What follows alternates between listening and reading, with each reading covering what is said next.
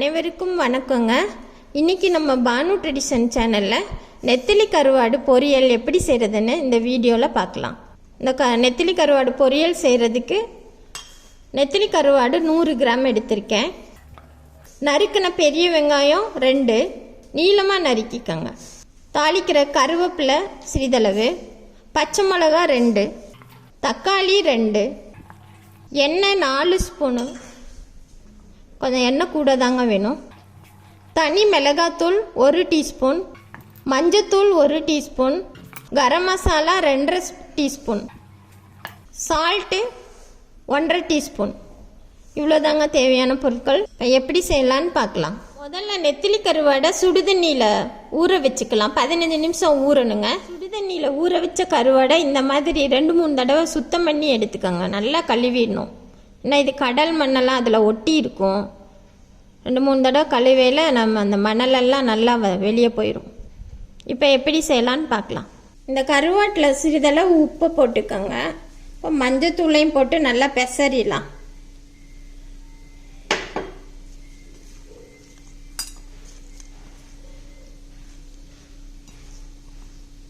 பெசரி கொஞ்ச நேரம் வச்சுருக்கலாம். 2-3 நிமிஷம் இருக்கட்டும்.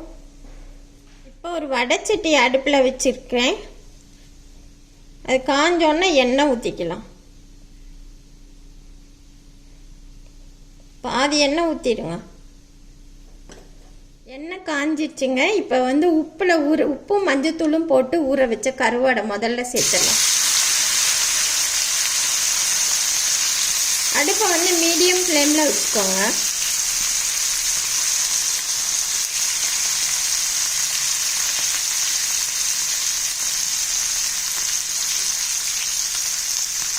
நல்லா வதங்கட்டும். 1 நிமிஷம் கழிச்சு கிண்டி விடுங்க.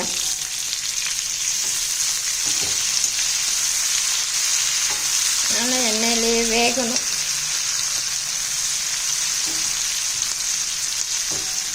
இந்த குச்சி கருவாடில் நிறைய கால்சியம் இருக்குங்க. இது நம்ம போனுக்கு ரொம்ப நல்லது. ரொம்ப சுறுசுறுப்பாகவும் இருக்கும் இதை சாப்பிடல.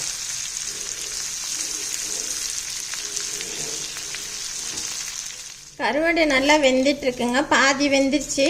இப்போ நம்ம பச்சை மிளகாவை நல்லா 2ஆக கீறிக்கங்க. இப்படி போட்டுருங்க. அடுத்து கருவேப்பிலை,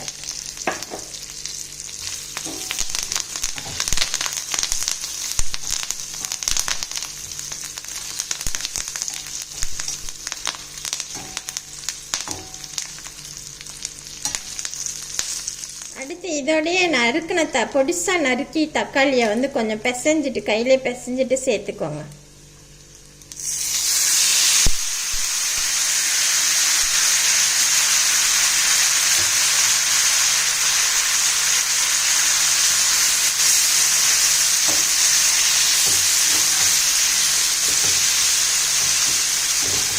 நெத்திலி கருவாடுனால இது உடையாதுங்க.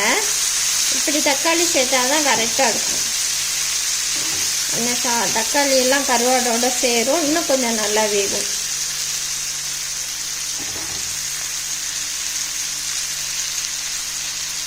தக்காளி போட்டோன்னா மீத இருக்க உப்பையும் சேர்த்துடலாம்.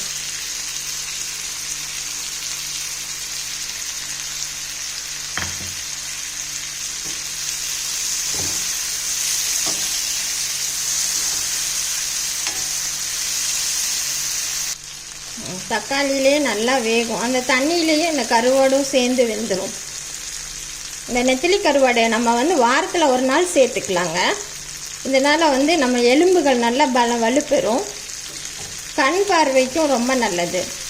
அதோட பால் ஊற்றுற தாய்மார்களுக்கு பால் நல்லா சுரக்கும். இன்னும் கொஞ்சம் வேகட்டும். இப்போ தனி மிளகாத்தூளை இப்போ போட்டுறேன்.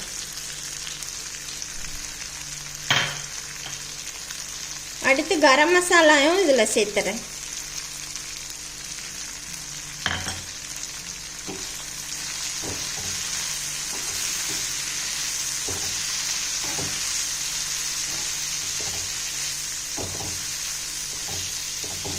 இந்த கரம் மசாலா நம்ம சேர்க்கையில் நம்மளுக்கு வந்து இந்த கருவாடு வாசனை ரொம்ப நல்லா இருக்குங்க, சாப்பிட்றதுக்கும் ரொம்ப டேஸ்ட்டாக இருக்கும். இப்போ மசாலாலாம் கருவாடில் நல்லா சேர்ந்துருச்சுங்க. கடைசியாக நம்ம பெரிய வெங்காயத்தை போடணும்.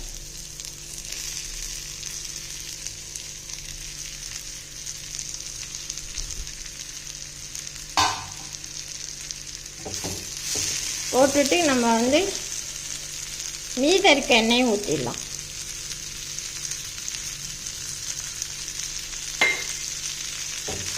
கடைசியாக பெரிய வெங்காயம் சேர்த்தா தான் நம்மளுக்கு வந்து நல்லா இருக்கும் டேஸ்ட்டு.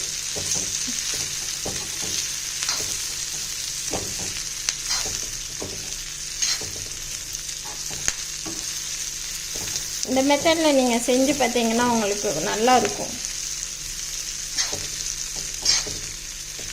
பாருங்கள், வெங்காயம் எல்லாத்தோடையும் சேர்ந்து நல்லா வந்திருக்கு. இப்போ வெங்காயத்துக்கு அளவாக லேசாக சால்ட்டு சேர்த்துக்கிறேன்.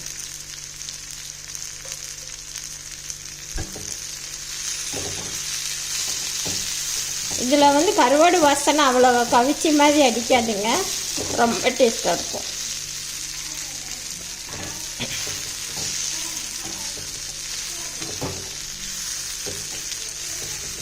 இந்த எண்ணெய் லேசாக மிதந்தோன்னா ஆஃப் பண்ணிடலாம். இப்போ ரெடி ஆயிடுச்சுங்க. இந்த வெங்காயம் ரொம்பவும் குழைய வேணாம், ஆஃப் பாயிலாக வெங்காயம் வந்து பாதி வெந்தால் தான் ரொம்ப நல்லாயிருக்கும். இப்போ ஆஃப் பண்ணிடலாம். மிகவும் சுவையான நெத்திலி கருவாடு வறுவல் தயாராகிடுச்சுங்க. இது வந்து ரசம் சாதம், தயிர் சாதத்தோடு சாப்பிடையில ரொம்ப சூப்பராக இருக்கும். நீங்களும் ட்ரை பண்ணி பாருங்கள். நன்றி, வணக்கம்.